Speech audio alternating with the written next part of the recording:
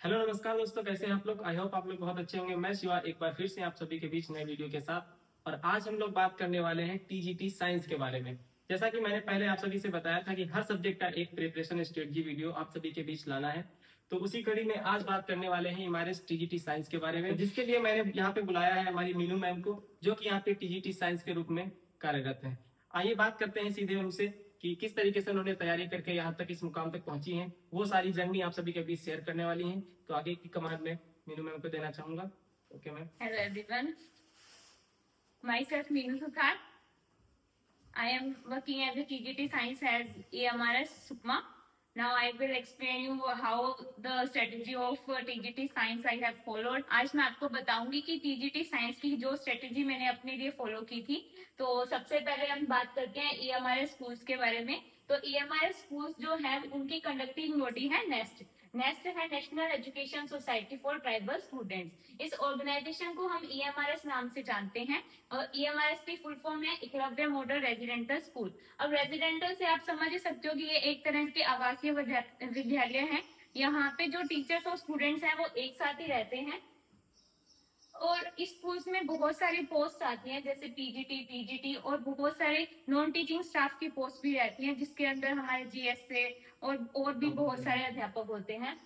अब मेन ये है कि ये जो स्कूल्स होते हैं वो सेंट्रल गवर्नमेंट जो है उसके अंडर आएंगे, जो आपको हेल्प करेंगे, जिसमें आप पूरे देश के अंदर एक तरह से भ्रमण कर सकते हैं और पूरे देश का वर्क टूर कर सकते हैं। तो मोड ऑफ जो एप्लीकेशन होता है वो EMRS में ऑनलाइन होता है और अभी तक जो एग्जाम का मोड है वो ऑफलाइन है और इसका सिलेक्शन जो प्रोसेस होता है वो रिटर्न एग्जाम्स के थ्रू होता है। उसके बाद में फिर हमारे पास आती है इसकी ग्लोबल लोकेशन, जैसे मैं आप सबको बता चुकी हूँ कि ये ऑल ओवर इंडिया रहेगी। उसके बाद हमारे पास आती है कि हर पोस्ट की जो एजुकेशनल क्वालिफिकेशंस हैं वो क्या है। तो एजुकेशनल क्वालिफिकेशन में हमारे पास मेनली मैंने जो टीचिंग जॉब्स हैं उनको कवर किया है। तो सबसे पहले पीजीटीज हैं, ये हमारे होते हैं पोस्ट ग्रेजुएट टीचर्स, जिसके अंदर मास्टर्स डिग्री और बीएड डिग्री जो होती है किसी भी रिकॉग्नाइज्ड यूनिवर्सिटी से वो एलिजिबल होगी। और टीजीटी के लिए ग्रेजुएशन और बीएड डिग्री किसी भी रिकॉग्नाइज्ड यूनिवर्सिटी से वो इसके अंदर एप्लीकेबल होते हैं, वो पीजीटी और टीजीटी के लिए अप्लाई कर सकते हैं। अब मैं आपको बताऊंगी कि इसके अंदर एग्जाम पैटर्न कैसे है। तो सबसे पहले हम एग्जाम पैटर्न की बात करेंगे तो हमारे पास 6 पार्ट्स हैं इस एग्जाम में।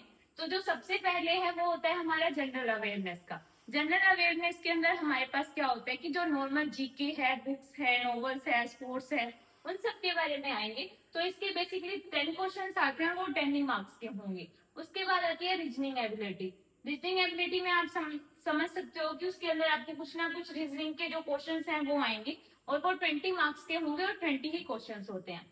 After that ICT. कंप्यूटर का हमें पता ही है कि जितने भी गवर्नमेंट इंस्टीट्यूट है उसमें कंप्यूटर कितना एसेंशियल पार्ट प्ले करता है। तो कंप्यूटर नॉलेज हमारे लिए मस्ट है। तो इसमें 10 क्वेश्चन आते हैं जिसके अंदर आप कंप्यूटर के बारे में बताएंगे। उसके बाद 10 क्वेश्चन आते हैं हमारे पास टीचिंग एप्टीट्यूड के। After that subject. Subject is the most important part of this exam and it contains 80 questions. After that language competency. Language competency में आपके पास 2 लैंग्वेज रहेंगी, एक जो आप चूज करोगे हिंदी या इंग्लिश, और एक कोई भी रीजनल लैंग्वेज होती है जिसमें आप हिंदी, इंग्लिश या कोई भी लोकल लैंग्वेज को चूज कर सकते हैं। बट ये आपके लिए क्वालिफाई करना कंपल्सरी होता है, अगर इसको क्वालिफाई नहीं किया तो आपका एग्जाम चेक नहीं होगा। उसके बाद मेन पर्क जो इस जॉब का है वो है सैलरी। तो जो टीजीटी है वो उसकी सैलरी होती है आपका लेवल 7 और जो पीजीटी होते हैं उनका होता है लेवल 8। यही जो सैलरी पैकेज है वो आपको इस जॉब के लिए प्रिपेयर करने के लिए मोटिवेट करेगा। After that preparation strategy. As we know कि हर एक इंसान की अपनी अपनी प्रिपरेशन स्ट्रेटेजीज होती हैं। मैंने जो फॉलो की मैं उसके बारे में आपको कुछ बताऊंगी, बाकी आपकी चॉइस है, आप उससे इंस्पायर भी हो सकते हो, उसको फॉलो कर सकते हो और कुछ अपना भी एड ऑन कर सकते हो।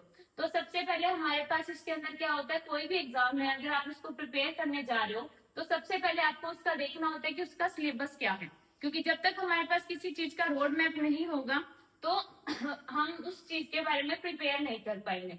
तो सबसे पहले हम आप जो हमारा EMRS TGT साइंस का सिलेबस है उसको डाउनलोड कीजिए। उसके अंदर आपको 3 टॉपिक मिलेंगे, फिजिक्स, केमिस्ट्री एंड बायोलॉजी। उसके अकॉर्डिंग आप उनको प्रिपेयर कर सकते हैं। आफ्टर दैट सबसे पहले क्रिएट अपना study plan. Study plan is the must. आपके पास अपना एक स्टडी प्लान होना चाहिए जिसके अकॉर्डिंग आप क्या करोगे, काम करोगे। सेकंड, अब जो एनसीईआरटी टेक्स्ट बुक्स हैं वो आपके लिए एक नींव का काम करेंगी। 6 से लेकर 12 की जो एनसीईआरटी बुक्स हैं आप उनको अच्छे से प्रिपेयर कीजिए, वो आपको इसमें पूरा हेल्प करेंगी। आफ्टर दैट, अब जो आपने पढ़ा है उसको जब तक हम प्रैक्टिस नहीं करेंगे तब तक उस नॉलेज का कोई फायदा नहीं है। तो हमें उसके लिए प्रीवियस ईयर जो पेपर होंगे, प्रीवियस ईयर पेपर्स के अंदर आप DSSB के जो एग्जाम्स हैं उनको यूज कर सकते हैं, एमबीएस के एग्जाम, केवीएस के एग्जाम, और बहुत सारे आपके पास टेस्ट सीरीज आती हैं, आप उनको यूज कर सकते हैं। After that, take more test, जो मॉक टेस्ट आएंगे आप उनको भी यूज कर सकते हैं। उसके बाद आता है आपके पास अपने खुद के, जब आप पढ़ेंगे मॉक टेस्ट देंगे तो आप अपने कंसाइज नोट्स भी बना सकते हैं, उसके अकॉर्डिंग आप आगे के लिए रिवाइज कर सकते हैं। उसके बाद focus on the key concept, जैसे जैसे आप एग्जाम्स करेंगे प्रीवियस ईयर के तो आपको पता चलेगा कि कुछ रिपीटेटिव टॉपिक्स होते हैं जिसको आपको बार बार स्टडी करना है और वो आपको हेल्प करेंगे आपके मार्क्स को और अच्छे से इनिशिएट करने में। उसके बाद है revision. Revision is the key of all competitive exam. जो आपने पढ़ा है जब तक आप उसको रिवाइज नहीं कर पाओगे तब तक आप उसको आगे अपने एग्जाम के अंदर एक्सप्लेन नहीं कर पाओगे, प्रैक्टिकल नॉलेज में नहीं लेके आ पाओगे। तो रिवीजन इज द मेन की जो आपको हेल्प करेगी। उसके बाद है स्टे अपडेटेड, और जो भी आपके पास नॉलेज मिली है, जो आपके पास इंफॉर्मेशन है और जितने भी नई टेक्निक्स आ रही है उनके लिए आपको अपडेट होना पड़ेगा। उसके बाद कुछ स्मार्ट टिप्स हैं जिनको आप फॉलो करके इस एग्जाम को और अच्छे से तैयार कर सकते हैं, जिसको मैंने भी फॉलो किया था। सबसे पहले है द मैनेजमेंट, जो आप पढ़ रहे हैं उसकी आपने टाइम जो है उसकी मैनेजमेंट कैसे की है। पढ़ो कम लेकिन रिवाइज ज्यादा करो। उसके बाद है break down of the syllabus. हमें पता है कि साइंस का सिलेबस बहुत ज्यादा वास्ट होता है, तो आप उसको 3 पार्ट्स में डिवाइड कीजिए, फिजिक्स, केमिस्ट्री, बायोलॉजी। उसके बाद में आप उसको अपने अकॉर्डिंग इनिशिएट कर सकते हैं। आप तीनों का एक एक टॉपिक डेली भी कर सकते हैं और आप उसको एक दिन में एक topic, next day next topic, इस हिसाब से भी कर सकते हैं। उसके बाद है यूज द 50-10 रूल। 50-10 रूल का मतलब ये होता है कि हमारे पास 1 घंटे में 60 मिनट होते हैं, तो आपको 50 मिनट्स पढ़ना है और 10 मिनट्स आपने जो पढ़ा है उसको आपको रिवाइज करना है। उसके बाद है सेट डेडलाइंस, और जो आपने पढ़ा है उसकी आपको डेडलाइंस डिसाइड करनी पड़ेगी कि हाँ आज मुझे ये टॉपिक करना था, मैंने ये टॉपिक फिनिश किया, तभी आपके पास कुछ प्रोडक्टिव रिजल्ट्स आ पाएंगे। उसके बाद है टेक ब्रेक्स।